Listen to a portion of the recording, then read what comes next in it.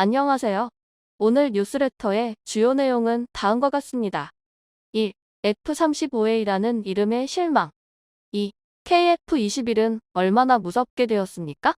자세한 내용은 다음과 같습니다. 최근 현재 한국 공군의 최대 전력인 F-35가 실탄이 없어서 기총도 쏘지 못하는 상황이라는 충격적인 소식이 들려왔습니다. 게다가 이 소식은 F-35가 북한의 전투기 무력 도발에 대응하기 위해 출격했던 직후에 흘러나와서 많은 사람들이 기총도 못 쏘는 전투기로 북한을 상대하려고 했던 것이냐며 불안에 떨었는데요. 그런데 사실 이런 상황에 처한 이유가 다름 아닌 F-35의 자체적인 결함 때문이라는 것이 밝혀져 미국만 믿고 비싼 값에 F-35를 구입했던 세계 각국들까지도 아연실색한 상황이라고 합니다. 이런데도 미국은 개발사가 결함을 해결할 때까지 기다리라며 팔짱만 끼고 있는 상황입니다. 무슨 일인 것인지 한번 자세히 알아보겠습니다. 얼마 전 북한은 한 번에 무려 150대의 전투기를 출격시키며 특별감시선 근처에서 무력 도발을 걸어왔습니다. 북한은 지난 6일에는 전투기 8대와 폭격기 4대를 동원해 편대 비행과 공대지 사격 훈련을 벌였고, 이윽고 지난 8일에는 전투기로만 150여 대를 동원해 대규모 항공 공격 종합훈련을 벌였다고 발표했습니다. 하지만 한국군이 파악한 정보에 따르면 이는 완전히 북한의 허세로 그 실상은 처참하다는 것이 밝혀진 바가 있죠. 실제로 동원된 전투기는 100대 안팎에 불과했고, 나머지는 이륙에 실패하거나 근처 비행장에 비상 착륙한 경우가 많았던 데다가 심지어 한 대는 아예 추락했다고 합니다. 제대로 날았던 100여 대의 전투기도 시대에 한참 뒤떨어진 노후화된 기종이라는 것은 전 세계에 모르는 사람이 없습니다. 가히 박물관이 살아있다 수준으로 일각에서는 북한이 그런 골동품을 하늘에 띄울 능력이 있다는 점이 오히려 두렵다고까지 할 정도인데요. 한국군 입장에서는 이런 고물 비행기들이라도 국민의 안전을 위협하게 내버려둘 수는 없기에 북한의 도발과 동시에 즉각적인 대응에 나섰습니다. 한국군이 출격시킨 긴급 대응 편대에는 공군 최대 전력으로 꼽히는 F-35A도 포함되어 있었는데, 북한의 무력 시위에 F-35A가 공개적으로 대응 출격한 것은 9개월 만의 일이었습니다. 이륙하는 것이 신기한 수준인 북한 전투기한테는 스텔스 기능 때문에 무장 이륙 온조차 되지 않는 F-35는 공포 그 자체의 존재입니다. 북한은 F-35가 어찌나 두려웠는지 한국군의 도입 자체를 막으려고 간첩까지 보내서 도입 반대 운동을 지시했던 적이 있을 정도죠. 이렇게 북한이 발작을 해주니 한국군은 더더욱 F-35에 확신이 생겼을 겁니다. 그런데 이번 대응 직후에 이러한 확신에 금이 가는 사건이 터졌습니다. 도입한 지 4년 6개월이 되도록 F-35A에 기총했을 단 한 발의 실탄조차 한국에는 없었다는 보도가 나온 것입니다. 지난 11일 밝혀진 바에 따르면 한국군이 보유한 F-35A에 기총 탄약 5만 5천여 발은 전부 훈련용인 교탄이고, 이 교탄을 쓴 훈련마저 단 한 차례도 시행된 적이 없다고 하는데요. 이에 F-35를 믿고 있던 많은 사람들이 큰 충격을 받았습니다. 전투기의 가장 기본적인 무장이자 최소한의 방어수단인 기총을 못 쓸 지경이니 다른 무장의 성능도 신뢰할 수 없는 게 아니냐는 분위기가 형성되었습니다. 그런데 진짜로 충격적인 것은 이 문제가 한국군이 유지 보수를 허술히했기 때문이 아니라 F-35라는 기종 자체의 문제 때문이었다는 점이었습니다. 한국군이 실탄을 구매하지 않았고 교탄 사격 훈련조차도 진행하지 않았던 까닭은 F-35A 기총 자체에 문제가 있었기 때문이었습니다. 지난 2019년 미국 국방부 펜타곤은 F-35A의 기총 사격 시 총고 주변에 균열이 생기는 결합을 확인했습니다. 그래서 펜타곤은 록히드 마틴이 이 문제를 해결할 때까지 전 세계에 수출한 F-35A의 기총 사격을 중단할 것을 요청했고, 그 중에는 한국이 구매한 F-35A도 있었던 것입니다. 그리고 그 결함은 2022년 현재까지 제대로 해결이 되지 않았으며, 미국 측에서도 F-35A 수출국에 실탄을 공급하지 않고 있습니다. 록히드 마틴은 자기들이 만든 결함 때문에 3년이 넘는 시간 동안 질질 끌면서 추후 개선이 되더라도 정비 비용을 청구할 것이 뻔합니다. 게다가 그동안 기총을 사용하지 못해 발생한 전력 손실에 대한 보상도 해줄 리 만무하니 개선 후에 사용할 실탄도 제값을 다 주고 사와야만 합니다. 결국 한국의 안보에 구멍이 뚫렸는데 이를 조치할 수단은 한국에 없는 셈입니다. 이런 일은 심지어 하루 이틀 일도 아닙니다. 작년부터 올해 6월까지 1년 반 동안 F-35A가 이렇게 크고 작은 고장으로 말썽을 부린 횟수가 무려 252회입니다. 이는 비행 불능 상태와 특정 임무 불능 상태 판정을 받은 경우만을 취합한 것으로 이렇게 되면 짧게는 수일 동안 길게는 4개월 이상까지도 정비소 신세를 져야 합니다. 그럼에도 불구하고 한국이 이를 바득바득 갈아가면서 F-35A를 쓰는 이유는 강력한 전투력만큼은 부인할 수가 없기 때문입니다. 이전 세대의 전투기와는 궤를 달리하는 압도적인 성능의 5세대 전투기 중에서 한국이 구매할 수 있었던 유일하면서도 최선인 옵션이 F-35A입니다. 더군다나 한국의 가장 위협적인 적인 중국이 누가 봐도 F-35들 베낀 전투기를 실전 배치하고 있고 심지어는 얼마 전에 미국 측에서도 기술 유출이 있었음을 시인한 상황이라 한국이 F-35를 확보하는 것은 최소 한도의 자위수단입니다. 물론 그렇다고 해서 F-35A가 잡아먹는 어마어마한 유지비까지 견뎌내기는 쉽지가 않습니다. 9,500만 달러, 한화로 1,000억에 달하는 구매 비용조차 가소롭게 보일 정도로 말 그대로 천문학적인 F-35의 유지비는 그 돈 많다는 미국에서조차 감당하기 힘들어합니다. 미군에서 유지비가 많이 나오는 항공기 10가지를 꼽으라면 그중 7번째가 시간당 67,000달러를 먹는 F-35A입니다. 의외로 F-22 랩터가 10번째로, 즉 F-35A는 랩터보다 더한 금액을 매 시간 잡아먹고 있는 겁니다. 이 두 전투기를 제외한 나머지 8종은 폭격기나 수송기, 조기 경보기와 같이 체급부터가 전투기와는 궤를 달리하는 대형 기종이라는 점을 생각해보면 F-35A의 유지비는 이해가 잘 되지 않는 수준입니다. 이렇다 보니 미 공군도 F-35A가 실패했다고 인정했으며 미 의회마저 예산을 이 정도로 잡아먹으면 오히려 훗날 전력에 구멍을 낼 수 있다며 F-35를 비난한 적이 있습니다.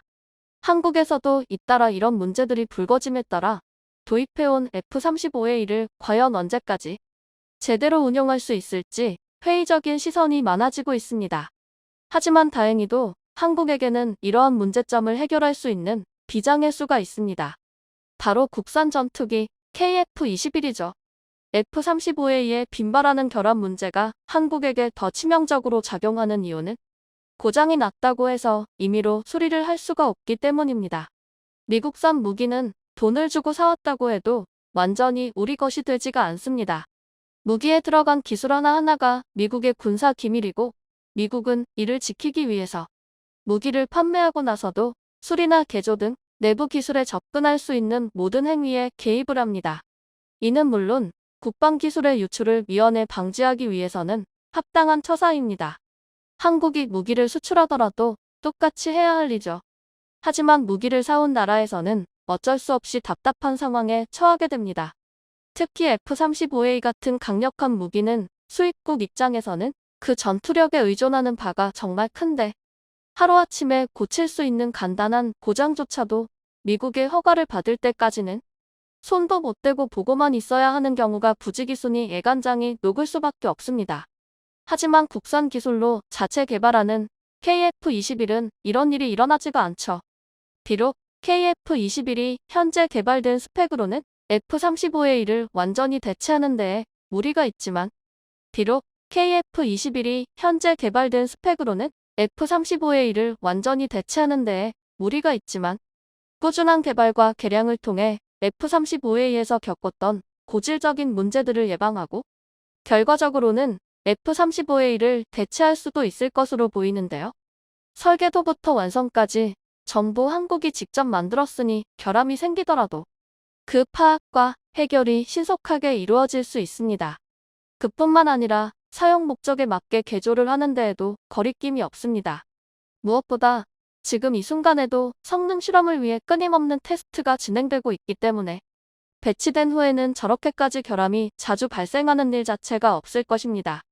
KF-21은 전력화된 후로도 계속해서 개량에 개량을 거듭할 계획이기 때문에 한국에게는 더 완벽한 전투기를 만들기 위해 실험할 시간이 얼마든지 있기 때문이죠.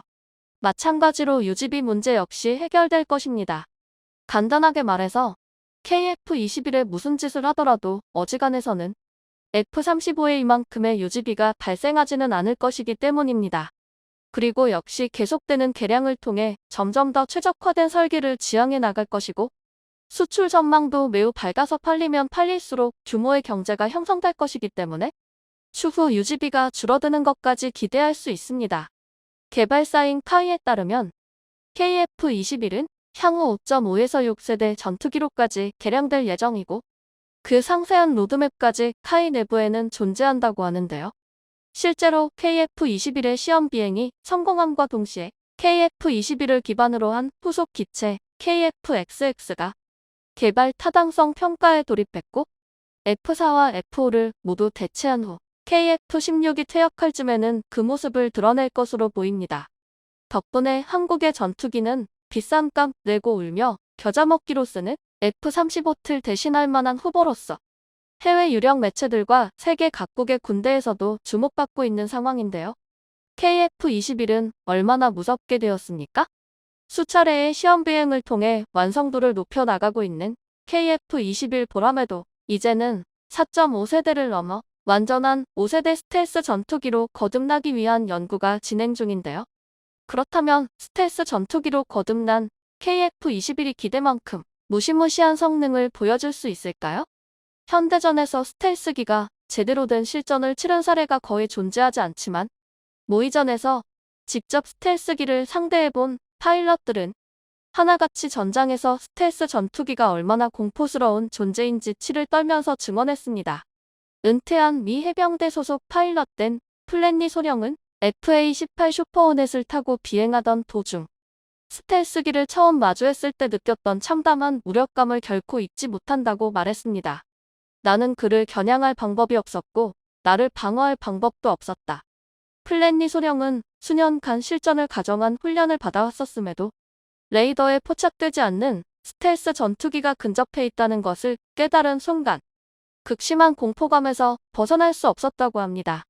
스텔스 전투기가 역사상 가장 비싼 무기체계라고 비판받고 있지만 스텔스 전투기의 진정한 강점은 예산 편성 안에서 나타나지 않는다고 말했습니다. 대중이 깨닫지 못하는 것은 정보의 차이가 전장에서 얼마나 우세하게 작용하는지 모른다는 것입니다. 스텔스기의 공포는 스텔스기를 찾아야 한다는 생각에 사로잡히게 하는 것입니다.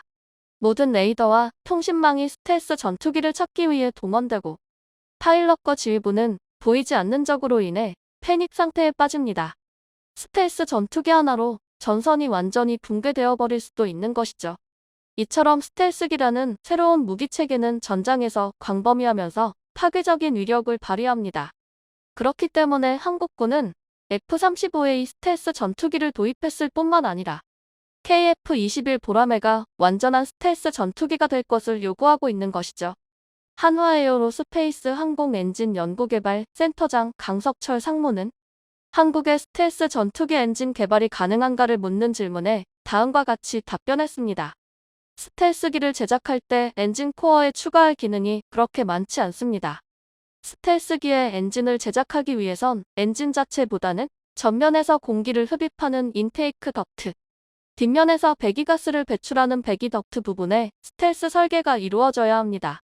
인테이크 덕트의 경우 접히탐용 형상 설계와 특수 코팅을 통해 레이더 유효 반사 면적을 줄일 수 있습니다. 배기 덕트의 경우 엔진에서 내뿜어지는 배기가스의 온도가 문제가 되기 때문에 고온의 배기가스 온도를 낮추어 적외선 신호를 줄여야 합니다. 온도를 낮추기 위해 배기 덕트의 형상 설계 혹은 바이패스 믹서를 장착하게 됩니다. 현재 이러한 스텔스 형상 설계 연구가 완성 단계까지 진행되고 있습니다. 강석철 센터장은 스텔스 엔진 개발에 강한 자신감을 보였습니다. 대한민국의 국격과 안보를 위해서 항공 엔진 개발해야 합니다. 개발을 시작하면 반드시 짧은 시간 안에 빠르게 개발할 수 있습니다. 현재 스텔스 엔진을 제작하기 위해 기초 단계에서부터 기술 개발이 진행되고 있습니다. 문승욱 산업통상자원부 장관은 2022년 항공우주인 신년 인사회에서 관계부처와 제트기급 첨단 엔진 개발을 적극 검토하고 있다고 밝혔습니다. 우선 본격적인 제트기급 엔진 개발에 앞서 스텔스 무인기용 터보팬 엔진이 개발되고 있는데요. 본래 5,000파운드 추력을 목표로 계획되고 있었는데 현재 8,000에서 1,000파운드까지 목표 수치가 높아졌습니다. 개발 과정에서 우리의 기술 수준이면 출력을 높이는 것도 충분히 가능하다고 판단한 것이죠. 이는 현 단계에서도 FA50급의 엔진까지 제작이 가능하다는 것을 의미합니다. 완성 단계의 다다른 무인기 터보 엔진을 기반으로 엔진 계열화를 통해 무인기 FA50, KF217까지 동일한 국산 엔진을 장착할 것으로 예상되고 있습니다. 출력을 높인 엔진을 FA50에 KF21에는 2대의 엔진을 장착하는 것이죠. 이러한 엔진 계열화를 통해 비용을 절감하고 개발 시간을 단축할 수 있을 것으로 기대받고 있습니다. 그리고 현재 터보 엔진을 뛰어넘는 한 단계 고차원의 엔진 개발이 계획되어 있기도 합니다. 일반적인 터보 엔진은 압축기를 통해 압축된 공기를 연소시켜 발생한 고압 고온의 가스 에너지로 터빈을 돌려 추력을 발생시킵니다. 반면 램제트 엔진은 압축기가 없이 고속 비행 시 발생하는 기압으로 공기를 압축하여 연소시킵니다.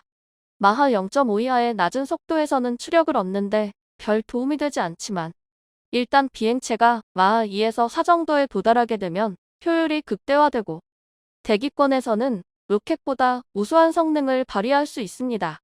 때문에 대기권 안을 비행하는 미사일이나 고고도 전략 정찰기 SR-71 블랙버드와 같은 특수한 비행체에 적용되어 왔는데요. 이를 전투기에 적용하기 위한 연구가 국내에서 진행되고 있다고 합니다. 현재 터보램제트용 초음속 터보 엔진을 개발하기 위한 요소 기술 연구가 한국항공우주연구원의 주도 아래 이루어지고 있는데요. 두 엔진의 장점만을 흡수하여 아음속부터 초음속 영역까지 최상의 열 효율을 발휘할 수 있을 것이라고 합니다. 완성된다면 5세대를 뛰어넘는 16세대 전투기로 도약할 수 있는 기술을 확보하게 되는 것이죠. 전투기의 스텔스 성능을 확보하기 위해서는 스텔스 엔진 설계와 함께 레이더 반사 면적을 줄이는 저피탐 설계가 핵심 과제입니다. 지금의 KF-21은 무장이 외부에 장착되어 있어 완전한 스텔스기라고 할 수 없습니다. 이를 보완하기 위해 KF-21의 내부 무장창 개발이 진행되고 있는데요. 하지만 내부 무장창 도입은 KF-21의 성능에 상당한 제한을 줄 수 있다는 문제점이 있습니다. 무장을 내부로 돌리게 되면 외부에 장착했을 때보다 무기 탑재량이 줄어들 수밖에 없고 연료 탑재량까지 줄어들어 작전 범위가 줄어들 수밖에 없다는 것이죠. 이러한 문제점에 고민을 거듭하고 있었는데 해결책이 상상도 못한 곳에서 나왔습니다. 현재 전투기의 동체에는 알루미늄 복합 소재가 사용되고 있습니다. 가볍고 튼튼하지만 금속재라는 한계에서 벗어날 수는 없었죠. 그런데 얼마 전 국내 기업이 탄소 복합 소재로 전투기의 대형 부품을 제작하는데 성공해 국산 전투기 개발에 새로운 지평을 열어주었습니다. 탄소 섬유 소재는 머리카락만큼 얇으면서도 강철의 수배에 달하는 강성으로 높은 강도와 가벼운 무게를 요구하는 자동차, 항공기 등의 소재로 주목받고 있지만 제작에 높은 수준의 기술력을 요구하고 있습니다. 현재 군사 강국들을 중심으로 탄소 섬유로 제작된 부품이 확대되고 있으며 대형 부품까지 일체형으로 개발되고 있는 상황에서 한국에서도 탄소 복합 소재 가공 기술을 확보하는 데 성공한 것인데요. 얼마 전 방위사업청과 코오롱데크 컴포지트사가 민군 기술협력을 통해 T-50 훈련기의 개폐도어를 기존의 알루미늄 복합체가 아닌 경량 탄소섬유 복합체로 개발하는 데 성공했다고 밝혔습니다. 코오롱은 민간용 항공기의 랜딩기어 개폐장치를 복합 소재로 개발한 경험을 바탕으로 T-50 훈련기의 랜딩기어 개폐도어까지 탄소 복합 소재로 개발하는 데 성공했는데요. 이번에 개발된 개폐도어는 수미터에 달하는 대형 구조물입니다.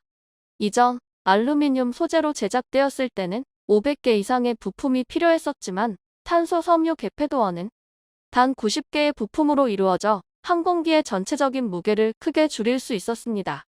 뿐만 아니라 탄소 복합체를 통해 이 같은 대형 부품을 통으로 쪼가내는 것이 가능한데요. 이를 통해 전투기의 대형 모듈을 하나의 부품처럼 만드는데 성공한다면 전투기를 조립하는데 금속 리벳을 사용할 필요가 없어집니다. 현재 전투기의 동체 조립 과정에서 쓰이는 특수 리벳은 개당 수십만 원이 넘으며 전량 미국에서 수혜하고 있습니다. 이 특수 리벳이 전투기 무게 중 15% 이상을 차지한다는 것을 고려한다면 더욱 효과적인 전투기 경량화가 가능해집니다. 그리고 줄어든 무게만큼 폭장량과 연료 탑재량을 늘려 작전 범위를 비약적으로 늘리는 게 가능해집니다. 복합 소재의 가공뿐만 아니라 원재료가 될 탄소 섬유의 공급 역시 매우 중요한 문제입니다. 현재 복합 소재 시장은 미국과 일본, 독일에서 독점하고 있는데요. 일본에서 한국에 대한 수출 규제를 시작한 이후 고성능 우주항공용 탄소 섬유의 자체 개발을 진행하고 있었습니다. 그리고 지난 12일 효성 첨단 소재에서 초고강도 특수 탄소 섬유를 개발하는 데 성공했다고 밝혔습니다. 이번에 개발한 H3065 탄소 섬유는 강도가 철보다 14배 이상 높고 기존 소재보다 훨씬 가벼우면서도 높은 탄성을 가지고 있습니다. H3065와 동급의 T1000급 탄소 섬유는 최신 항공기의 동체 및 부품, 인공위성을 비롯한 우주발사체 등 우주항공 및 방위산업의 다방면으로 사용되고 있어 그동안 수입에 의존해왔던 복합 소재 수요를 상당 부분 대체할 수 있을 것으로 기대받고 있습니다. KF-21 전투기의 시험 비행이 순조롭게 진행되고 있으며 완전한 스텔스 성능을 갖추기 위한 기술 연구도 완성 단계에 도달했습니다. 스텔스 성능을 갖춘 KF-21이 전력화되는 순간 한국의 공군 전력은 동아시아 최강이 된다고 해도 과언이 아닐 것입니다. 아시아의 하늘을 지배할 보라매가 완성되는 그날을 손꼽아 기다려봅니다. 시청해주셔서 감사합니다.